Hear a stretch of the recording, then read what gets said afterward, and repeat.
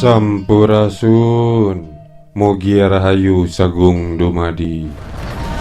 Dipati Ukur, pemberontak atau pahlawan, perjalanan hidup Dipati Ukur yang mengenaskan.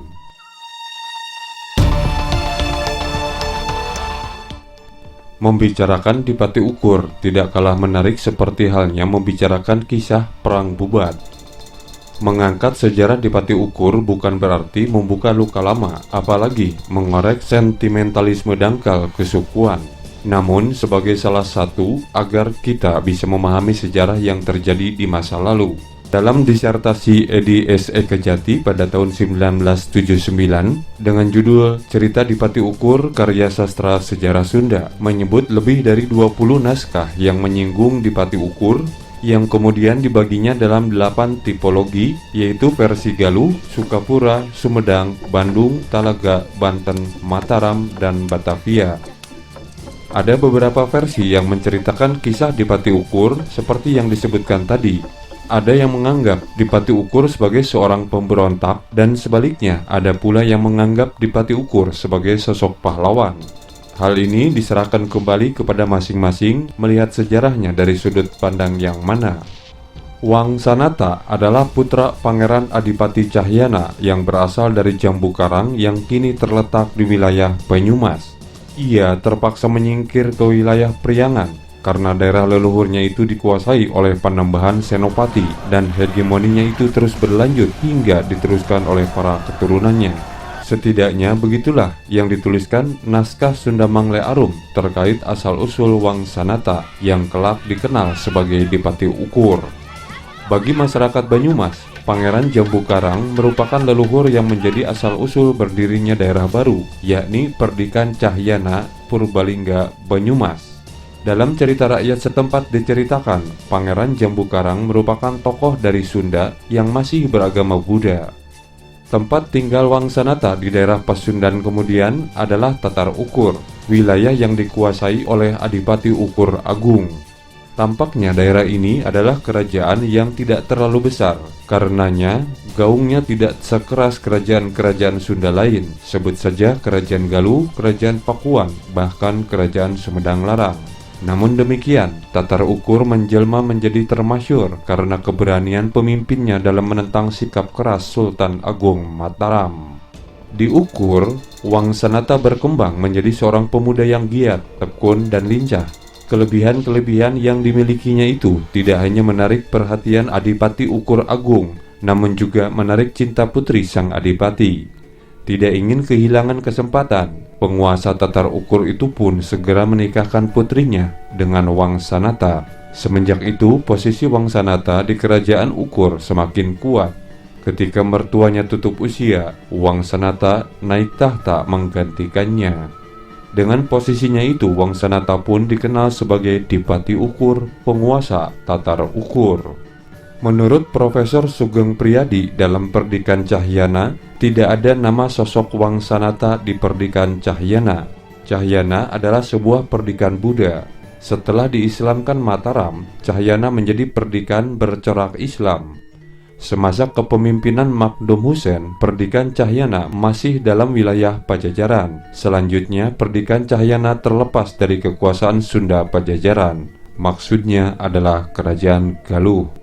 Sepeninggal Makdum Cahyana, Perdikan Cahyana terbagi-bagi menjadi beberapa daerah perdikan di Kabupaten Purbalingga. Dari beban tersebut, Wangsanata tidak disebut-sebut. Dalam sejarah Bandung, disebutkan bahwa Wangsanata dibawa ke Tatar Ukur oleh Mataram. Sumber lain mengatakan bahwa Dipati Ukur berasal dari Kerajaan Timbanganten. Kerajaan Timbanganten diperintah secara turun-temurun oleh Prabu Pandaan Ukur, Dipati Ukur Agung, dan Dipati Ukur. Dalam Mangle Arum yang ditulis Nina Herlina Lubis, bahwa Adipati Ukur Agung adalah kepala daerah Ukur pertama yang mengakui kekuasaan Mataram atas daerahnya. Ia adalah kepala daerah Ukur yang terlebih dahulu menganut agama Islam. Dalam naskah Sejarah Bandung disebutkan bahwa Kerajaan Timbanganten beribu kota di Tegaluar, terletak di lereng Gunung Malabar, dahulu perbatasan antara distrik Banjaran dan distrik Cipeujeuh. Diperkirakan Tatar Ukur masuk dalam wilayah Kerajaan Timbanganten yang saat itu berada di wilayah Tarogong, Kabupaten Garut.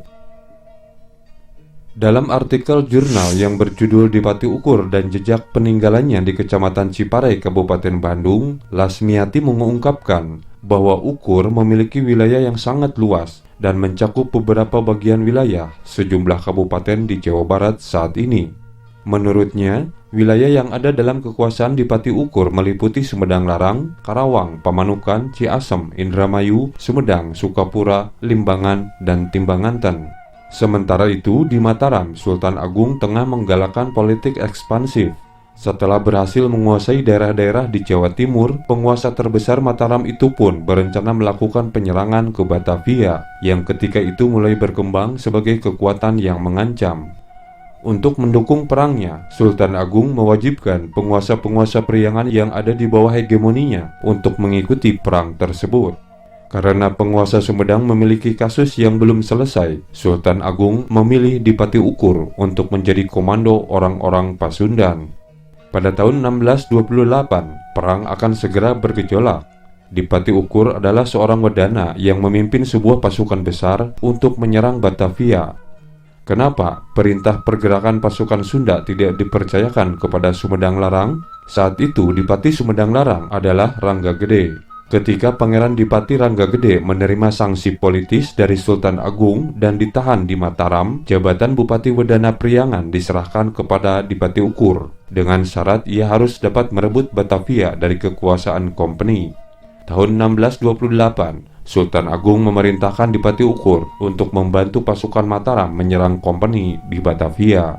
Ekspansi wilayah yang dilakukan oleh Sultan Agung adalah menyerang Banten. Akan tetapi untuk menyerang Banten telah terhalang oleh keberadaan VOC di Batavia yang sedang membuat benteng pertahanan.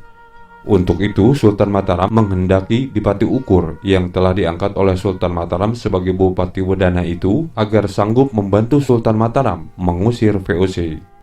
Dipati Ukur yang menjadi komandan pasukan Pasundan bersepakat dengan Tumenggung Bahurekso yang menjadi komandan pasukan Jawa Mataram untuk bertemu di Karawang dalam penyerangan ke Batavia. Namun pertemuan itu tidak pernah terjadi sehingga keduanya melakukan penyerangan ke Batavia dalam waktu yang berlainan.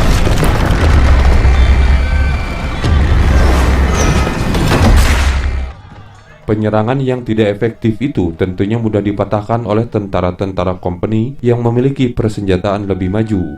Oleh sebab itu, baik pasukan Dipati Ukur maupun Bahurekso gagal dalam penyerangan tersebut.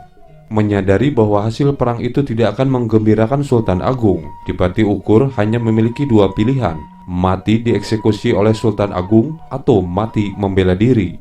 Ia pun memilih opsi yang kedua karena harga diri serta kehormatan sebagai taruhannya. Dipati Ukur berkeliling ke sejumlah tempat di Tatar Sunda, mengajak saudara Pasundannya untuk bersatu dan menentang hegemoni Mataram. Sejumlah lembur, umbul, dan dayo yang dekat bersedia menerima ajakannya, sedangkan yang lain memilih bersikap pasif dan bahkan ada yang cenderung ingin konfrontasi dengannya. Ketika pasukan Mataram di bawah Bahurekso dan Narapaksa yang ditugaskan untuk menghukum Dipati Ukur berdatangan ke wilayah Pasundan, pasukan Dipati Ukur melakukan gerilya dengan komando yang berada di sekitar Gunung Lumbung. Penguasaan mereka atas lapangan sebetulnya membuat pasukan Dipati Ukur sempat unggul, namun malang tak dapat ditolak dan untung tak dapat diraih. Sejumlah kepala umbul atau kepala lokal Pasundan yang tidak suka dengan Ukur malah bekerja sama dengan Mataram dan membantu memetakan wilayah pasukan Ukur sehingga kemudian berhasil mematahkan berbagai strategi gerilyanya. Terjadinya pembanggangan Dipati Ukur beserta para pengikutnya dimungkinkan antara lain karena pihak Mataram sulit untuk mengatasi daerah Priangan secara langsung akibat jauhnya jarak antara pusat kerajaan Mataram dengan daerah Priangan. Secara teoritis, bila daerah tersebut sangat jauh dari pusat kekuasaan, maka kekuasaan pusat di daerah itu sangat lemah. Setelah pemberontakan Dipati Ukur dianggap berakhir, Sultan Agung menyerahkan kembali jabatan Bupati Wedana Priangan kepada Pangeran Dipati Rangga Gede yang telah bebas dari hukumannya. Dipati Ukur harus berhadapan langsung dengan Mataram sendiri yang telah terprovokasi Tumenggung Bahurekso dan Narapaksa.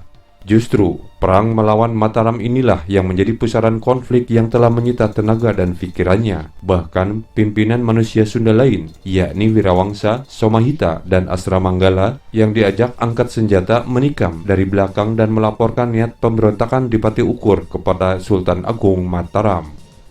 Setelah terdesak dan berhasil ditangkap, Dipati Ukur dibawa ke Mataram dan menemui ajalnya. Terkait akhir sang penguasa Tatar Ukur tersebut, ada banyak versi eksekusi dan tokoh yang berjasa dalam mematahkan perlawanannya. Namun yang jelas, sang Dipati dihukum mati dan tokoh yang membawanya ke Mataram adalah orang-orang Sunda sendiri.